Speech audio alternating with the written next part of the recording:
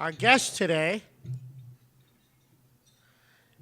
is president of the Joyce Foundation, which has assets of $700 million and makes grants of roughly $40 million each year. The mission of the Joyce Foundation is to improve the quality of life in the Great Lakes region. Our guest today holds an honors degree in English from Brown University and a Master's of Management in Finance and Marketing at Kellogg. Ladies and gentlemen, please welcome back to the City Club of Chicago, Ellen Alberding. Ellen?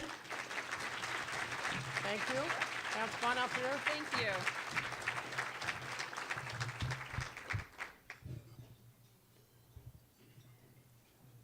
All right, there's a lot of things up here. I got to move them around. Thanks everybody for being here. I'm thrilled to know that David Axelrod already has 3 times the wait list that I have here today. Thanks for pointing that out, Jay. Really appreciate it. It's true, the Joyce Foundation is focused on the Great Lakes region. Our assets are actually up. We're closer to $850 million now. Am I okay here? Which is really great news. The markets have been really good to us. I'm going to talk not about our Great Lakes orientation today. I want to talk really just about the Chicago and Illinois situation. I know that what's on a lot of people's minds at the moment is transition. We've got a new mayor, and with the first new mayor in 20 years, we really have a chance to take a fresh look at the city, how to make the great things about our city even greater, and how to take a new look at some of the challenges that have really been plaguing us for a long time. I have a pretty clear memory of Mayor Daley's first days in office back in 1989, and that's largely because my husband, Kelly Welsh, was part of that team, so I kind of lived through it vicariously with him. He was on the transition team. They only had 20 days between the election and when the mayor went into office. Our new mayor really, with 12 weeks, 3 months, really has a great opportunity to set an agenda and put his people in place and have his policies well thought through so that on his very first day in office, things start clicking. I think when I think about why Chicago is such a great city, it's because we have great leadership. We've got great leadership in the civic community, among our business leaders, and from our mayor. All of these folks have been able to do something that is really, really important, which is to have a clear vision about what they want this city to be, but at the same time to hold in their heads what needs to be done every day, every morning to make that vision reality. I've got a story from Mayor Daley's first day in office. I've got a pretty good source on this one. I'm told that he walked in and asked politely, or perhaps demanded, that City Hall be scrubbed clean from top to bottom. And not only that, he wanted brighter light bulbs installed in every single light socket. Now, everybody knows the mayor is focused on detail. He sent a message that day that detail matters, that doing things right matters, and that he was going to be watching it.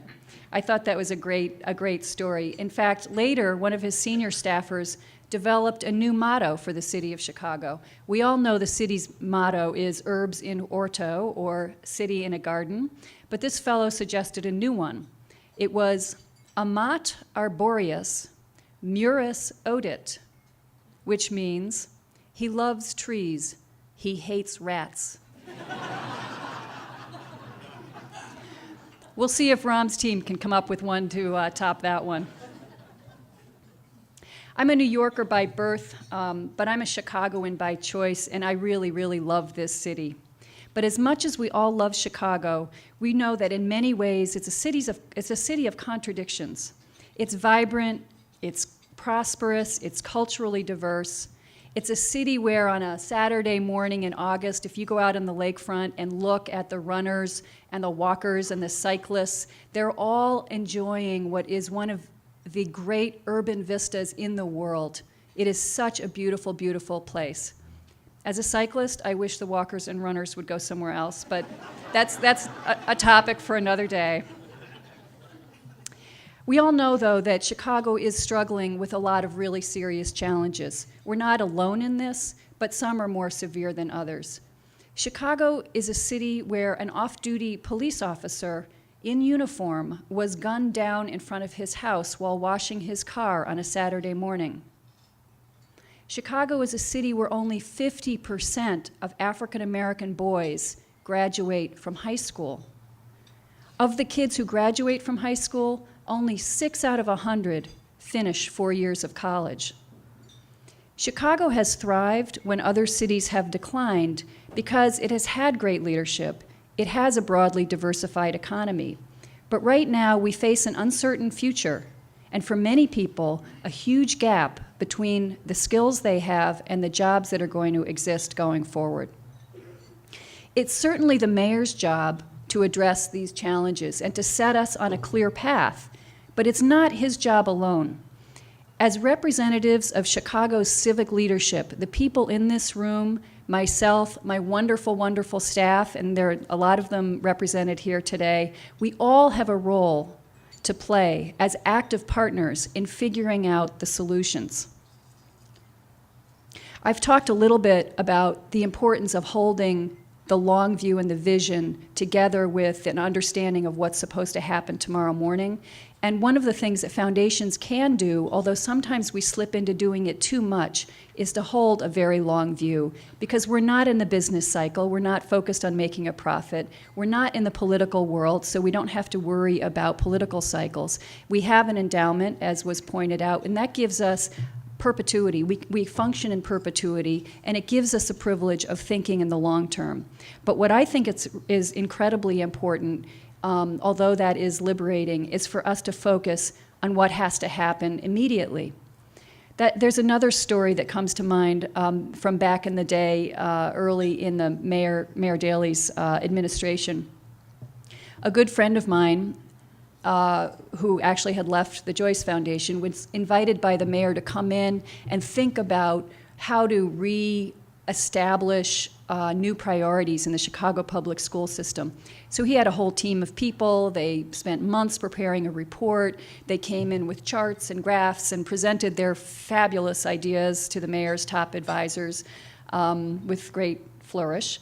And the advisors were really excited about it because it was inspirational, but the most senior person in the room, rather than applauding or looking excited, sat back in his chair, took a really long drag on his cigarette, and said, "Yeah, thanks, Professor, but what do I do tomorrow morning?" That's the message we all need to bear in mind when we're developing big ideas. To play a tangible role in solving our city's most persistent problems, to be a real partner to our new mayor, we need answers to that question. What is doable tomorrow to help achieve the big goals? I've got some suggestions that the foundation would like to make on 3 areas. We work in a lot of other things. I know other people have concerns in a lot of areas, but the 3 things that we think are really important to think about right now are education, workforce development, and public safety. I'm going to start with education. If you know anything about Joyce, you know we've worked in this area for a long time. It's been a struggle for everyone involved, and we've had mixed results. There is a little bit of good news that makes us feel really good, though, which is the research really is clear about where the focus has to be. Study after study has shown that teacher quality is the #1 factor in student success. We've all heard about the achievement gap. Poor and minority students are reading and doing math at an average of 4 grade levels below their affluent and white peers. So think about that. A class of 8th graders graduating and heading off to high school, and some small number of them have learned algebra. They've read and discussed To Kill a Mockingbird. I'm sure everybody remembers reading that book in 8th grade. But what about the others, the majority of those students? They can read only haltingly. They do not know their times tables. They do not and cannot excel in the classroom. So think about what happens to them when they hit high school. It's not a good outlook. And it's a tragedy. It's a national tragedy on a human scale. And it's an economic crisis because it means that these young people will be unable to qualify for jobs. But there's one thing to remember, and this is the good news.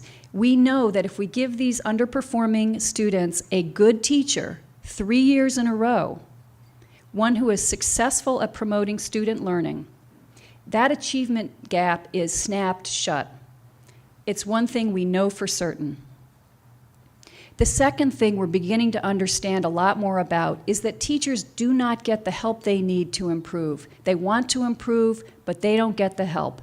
And those that are successful don't receive any kind of compensation for doing well. The typical evaluation in a Chicago classroom consists of a drive-by visit by the principal once or twice a year, and that's no dig on principals. They are swamped. Most evaluations focus on issues like whether the classroom is neat and tidy. It does not focus on whether the students are actually learning. And as a result, evaluations often fail to give teachers meaningful feedback that helps them improve. The result of the system is really shocking. In 2008, which is the last year we have data, 91% of teachers in the Chicago public schools were rated excellent or superior by their principals. Now, I don't know what kind of organizations you all work in, but 9 out of 10 people are not excellent or superior in most organizations. And at the same time they're getting these ratings, 2/3 of Chicago public schools are failing to meet the rather low standards that Illinois sets for schools. Teachers themselves see the problem, and they don't like it either. Let's hear from Tracy Kenyon. She's a 4th grade teacher in Chicago. She's a member of a group called Teach Plus, which is a coalition of teachers who believe that the only way to improve student performance is to motivate and reward great teaching. Well, evaluation's really important to teaching because it's how we can move forward. It's how we can make growth in the classroom with our teachers and with our students. However, right now it's really broken, and it's not distinguishing good teaching from bad teaching or teaching that needs improvement. And it's not rewarding the good teaching, and it's not helping teachers improve at all either. So I really want to be a part of a profession that rewards true excellence, not just a checklist excellence. It also defines good teaching, and it supports teachers that aren't there yet. There you go. And we think Tracy's right. The system should promote improvement. It should reward excellence. There's certainly a push from the top. Arne Duncan and President Obama have really taken this issue on. They've been tough on it, and they've been really strong. And the good news is we're making some progress in Illinois. I know you're probably not accustomed to hearing wonderful good news out of Springfield, but last year the legislature actually passed some terrific new laws, one of which requires better teacher evaluations that take into account student learning. That's actually more revolutionary than it sounds. The law says that Chicago must implement a new system of evaluation by fall of 2012. If we do it right, we can help teachers improve their performance, we can reward high performers, and either support or, if necessary, counsel out low performers. It's a tool that we need to distinguish the best from the not so good and help those in the middle move up. The new mayor can make a difference on day one by hiring a CEO of the Chicago Public Schools that believes in accountability, who recognizes that teacher hiring, support, and professional development, compensation, and dismissal decisions all have to be based on standards that put kids first. Here's Jen Thomas. She's another CPS teacher talking about why she does her work. The question I get most often is why I continue to do it. And I do it because it is, in my opinion, the most important work in the world. The fruit of our efforts here is the most important in the world. If we do it properly, we create a generation that's prepared for the world that they're going to inherit. I can stay in this profession as long as I believe that we can define what good teaching is, that we support one another in the pursuit of it, and that we acknowledge excellence whenever we encounter it. Jen is here, and I'd like her to just stand up and get a round of applause for the great work she does.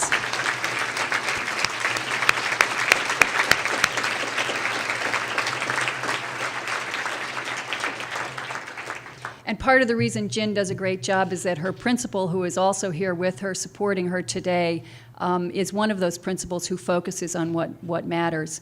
Jen wants to do right by her students. We need to do right by her. The next topic I want to talk a little bit about is workforce. Clearly, improving the K-12 system is critical, but on top of that, we need a system that gives businesses the skilled workers that they need. 60% of good jobs, now and in the future, are going to require some level of post-secondary education. So let me talk to you for a minute about city colleges. And I do that at my peril because Cheryl Hyman, who runs that system, is 2 feet away from me. So if I make a mistake, I know she's going to let me know about it. You could send me a text or something. We should tweet. Some of you may be surprised to know, and I know I was really surprised to learn, that nearly half of all Americans who are in college are actually in community colleges. That's a really interesting statistic. Right here in Chicago, there are 120,000 students enrolled in the city colleges system. So to give you some sense of perspective, that is more than double the enrollment of UIC, Northwestern, DePaul, Loyola, and University of Chicago undergrads. Double their undergraduate enrollment. So it's a lot of students. It's a massive system. Unfortunately, though, it is not a high-performing system, and that's why Mayor Daley brought in a great new leader to make some changes there. Way too many city colleges students exit their programs with almost nothing to show for their efforts. In fact, only 7% actually earn a degree after 3 years. That makes city colleges one of the worst performing systems in the United States, and that's why Cheryl and her team need everybody's support. The most frustrating part of this is that for the students who do complete the program, there are jobs out there, high-skilled, high-paid jobs. It may sound counterintuitive when we're in a recession and in a time of high unemployment, but there are good jobs. Business owners nationally and locally say they can't find the skilled and trained workers that they need. Again, there's good news here, because when the right supports are in place, the system can and does work. It's working in other communities, and to some extent, it's working here in the Chicago area. LaTanya Gray is enrolled in a program at Elgin Community College. It helped her earn her GED, and it's also giving her healthcare training that should allow her to move into a higher skilled, higher paying job when she finishes. It's really in demand. Surgical tech is something that's really in demand. And with the Bridge program, it allows you to do all of those things. You do all resource to let you know, is it something that after you complete it, can you get a job? After you get the job, is it something that they'll be downsizing on? Is it something that they're going to phase out? It allows you to know that this is a career that you can take and that you will be able to work in that field for at least 10 years or better. So what LaTanya is telling us here is that increased support and education, and she's too modest to say that her own drive and hard work have allowed her to focus on a career path that is going to help her provide for her family. Multiply her story 100,000 times, and what you've got is a recipe for regional economic growth. It's critically important, and it's misunderstood and it's underplayed, and I hope people will begin to think about it a little bit more as we go forward. I don't think that Cheryl and her team should be expected to change this system overnight, but there are steps that are being taken that are extremely important. I know Cheryl had an opportunity to share some of these when she spoke here in November. The key thing that Chancellor Hyman is working on, her top priority, is to increase the number of students who actually complete their programs and get into jobs. So not just complete the programs, but become employed. And if she can move this system to do that, she's going to deserve a crown from all of us. We are extremely supportive of her ambitious agenda, and I'm really pleased that my understanding is that Mayor-elect Emanuel is also really supportive of her agenda, which is obviously a really good sign. As part of the Joyce Foundation's support for community colleges, we've launched a $1 million prize that is going to go to community colleges that show results. The prize was announced by President Obama at a White House ceremony last October. We have fabulous partners in the Aspen Institute. We have some great funding partners. Secretary Duncan, Mrs. Biden, who is a community college teacher, and others have helped us develop the prize. As I said, it will identify and reward community colleges that are seeing real results in terms of student completion and employment outcomes, and use those colleges as models for the rest of the country. It may not be realistic for the city colleges to win this national prize this year, but I'd love to set a goal, which is that in the next 3 years, one of our city's community colleges will be an Aspen Prize finalist. Thank you.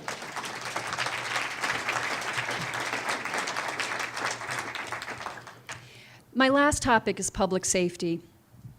And here again, I'll start with a little good news. Our city did end 2010 with the lowest murder rate since 1965. We had 436 murders, which is 436 murders too many, but nonetheless, the rate is going down. The bad news is, though, that Chicago's rate of firearm violence remains higher than other big cities like New York and LA. Nearly half of all of those murdered with a gun last year, 216 people, were very young. They were under 25 years old. Some of them were under 10 years old. Most of them were boys. Gun violence and fear are daily realities for young people in too many parts of our city. And think about the toll it inflicts beyond just death. Young people are afraid to go between their home and school. They live in fear. Parents in some communities will not allow their children to play outside for fear of violence. You decide whether this is acceptable for a great American city. I don't think so. I've spoken and written a lot about this issue, and I know that Chicagoans are solidly behind keeping children safe from gun violence, keeping illegal guns off the streets, and protecting our men and women in uniform. It's not often talked about, but gun violence poses a constant risk for our first responders. I know people understand the incredible danger that our Chicago police officers face every day, and in fact, 5 Chicago police officers were killed by gunfire last year, part of an unfortunate national trend of rising deaths of police officers.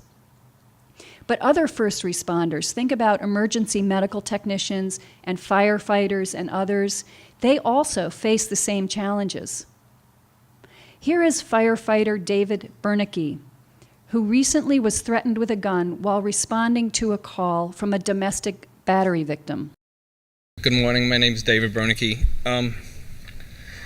We need to make these laws tougher. We went on a call New Year's morning and for a battery victim. And we have some 20-something-year-old kid, doesn't want us to get in, decides he wants to pull a gun and stick it in our face. These laws got to be tougher.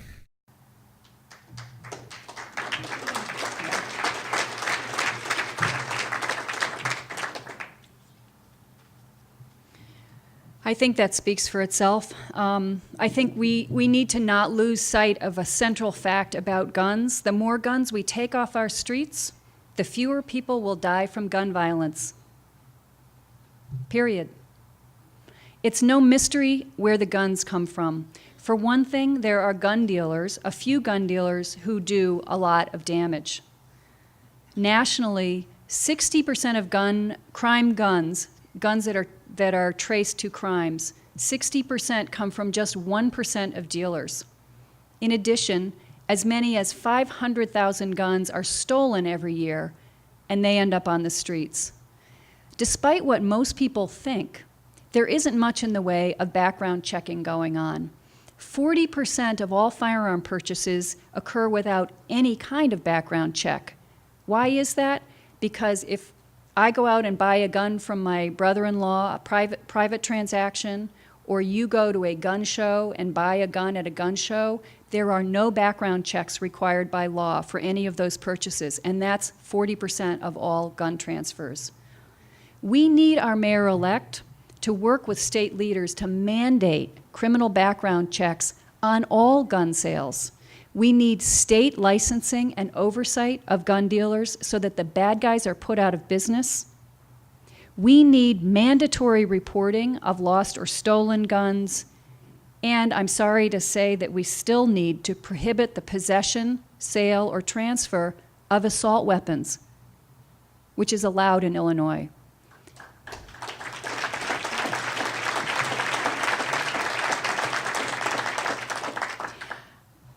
The final thing I would like to focus people's attention on in terms of policy, state policy, is that we need to ensure that Illinois does not join the 48 other states that allow dangerous people to carry concealed weapons on our streets, in our churches, in government buildings, near our schools, and in bars. And mark my words, there will be a push in Springfield this year to allow just such concealed carry, and I hope that it does not make it through the legislature. There's a group called Mayors Against Illegal Guns that has played a really important role on the national scene. Mayor Daley was one of the original members, and we hope the new mayor will follow in his footsteps as a leading voice for tougher gun laws nationally.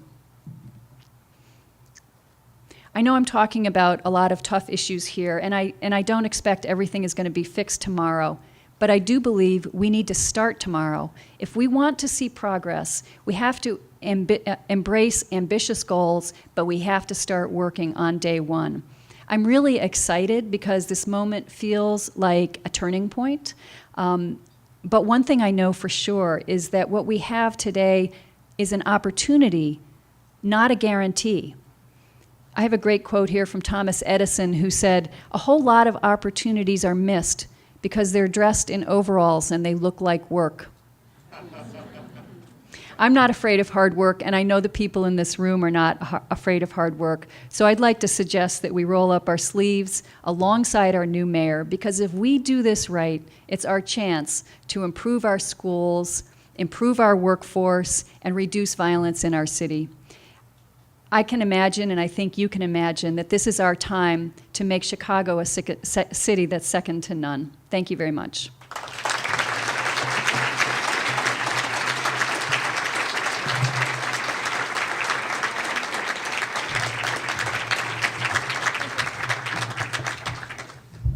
Thank you, Ellen. That was terrific.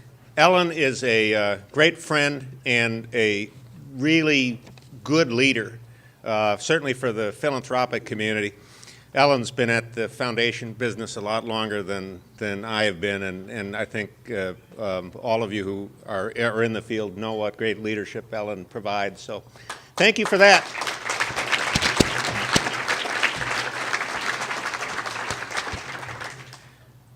So let's see, questions first.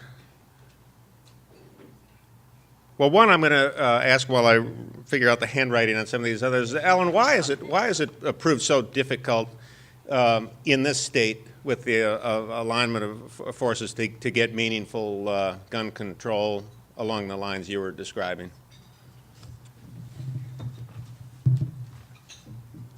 I don't know. We know that the public is with us. I think it's a complex reason. I think people who are elected to office have the misapprehension that the pro-gun lobby is more powerful than it actually is. It's also true that the pro-gun lobby has been able to activate people much more effectively than people who have different points of view, and that's something that needs to change going forward. We know that, and the polling shows, there's tons of evidence that the silent majority of people in our state support reasonable restrictions on access to guns, and we are hoping that our friends in the community are going to help us make that point. Good. This question from Peter Benzinger. Peter, are you here?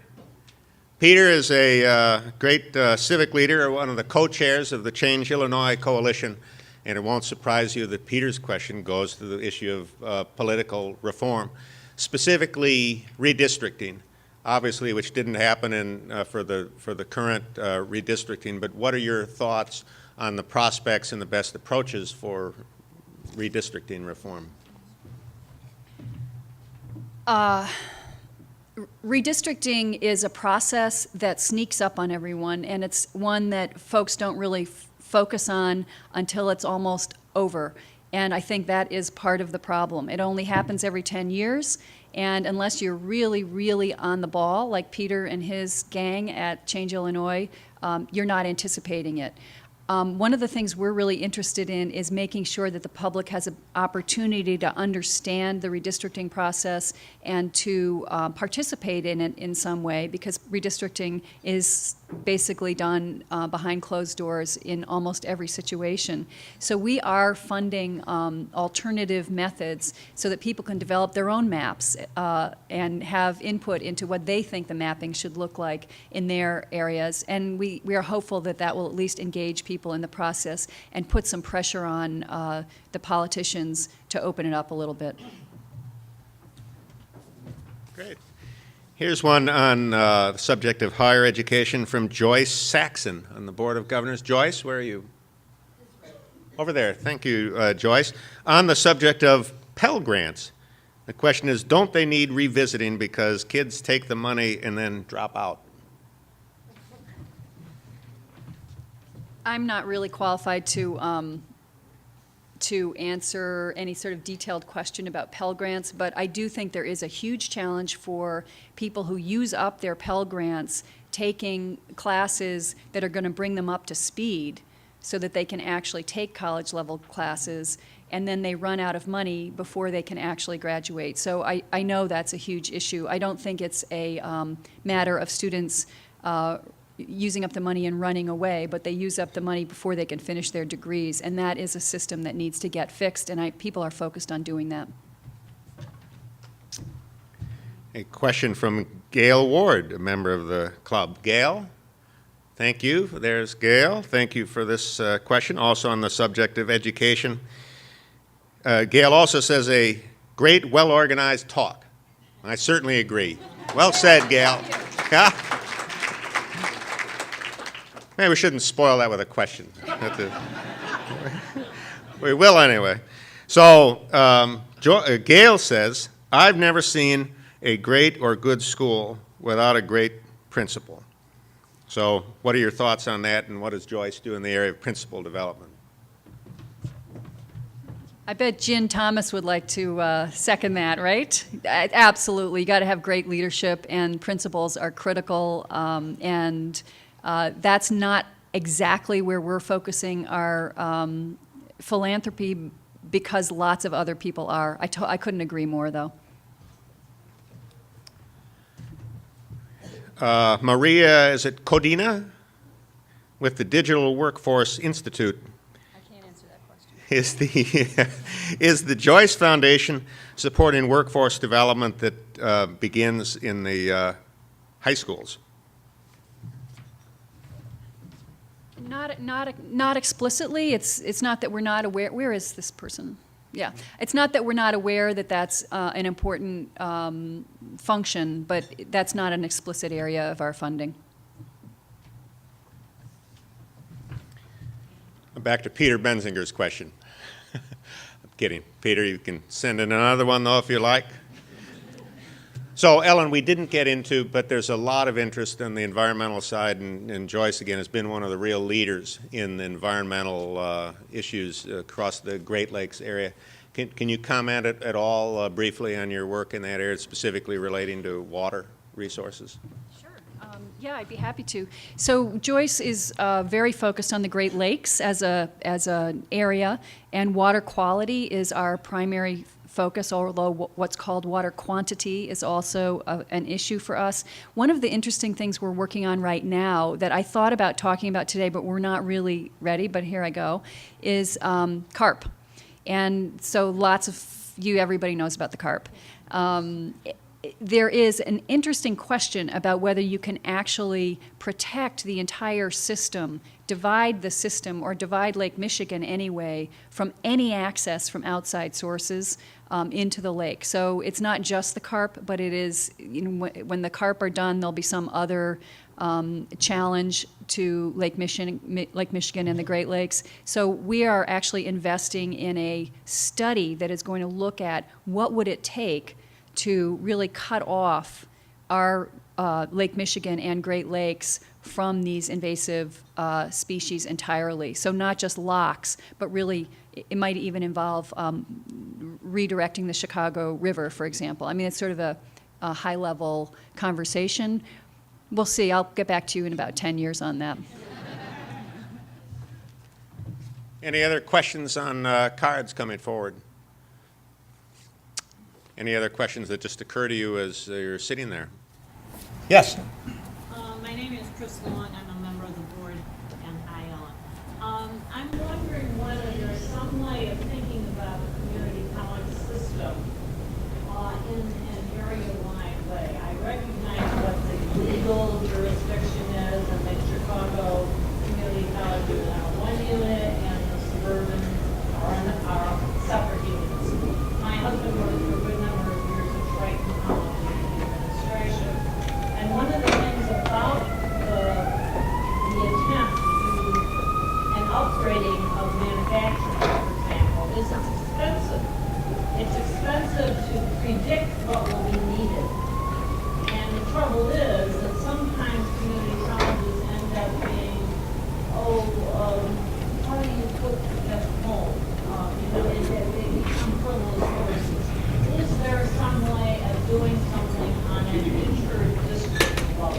Well, you're asking a couple different questions there, and the one that I'll choose to answer is the focus on making sure that when people are training for jobs, they are jobs that exist. And I know that Chancellor Hyman is extremely focused on engaging with the business community to understand what are the jobs that are out there and to project a little bit ahead of time what the workforce needs are going to be. So you're exactly right that many people are going through these programs and learning skills that aren't relevant in the workforce, and that is what Chancellor Hyman and her team are working hard to change. Question in the back. Hi, I'm Alicia Tate with Community Renewal Society. Ellen, I'm wondering the goals you laid out for education and increasing excellence, can those be accomplished without meaningful school finance reform, or is that part of the equation? I think that a lot of what we're talking about is not about money. It's about a different way of acting. And there is money being put into the current evaluation system that is being misspent. It needs to be redirected. There are compensation strategies that can be put in place that are not going to cost more money. So I don't think this is about requiring more money at all. It's about a completely different way of looking at human resources and managing excellence and encouraging excellence.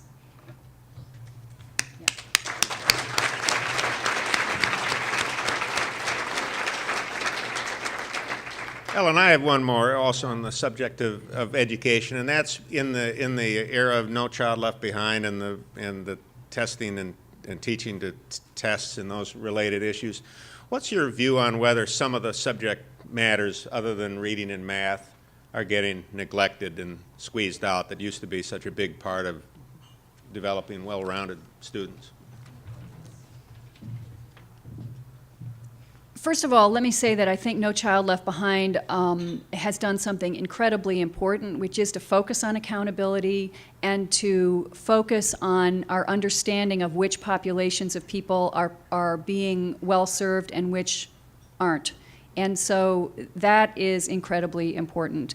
I think it needs recalibrating, and it will be recalibrated as the reauthorization process happens. Some people think it will happen at the federal level this year, and some people don't.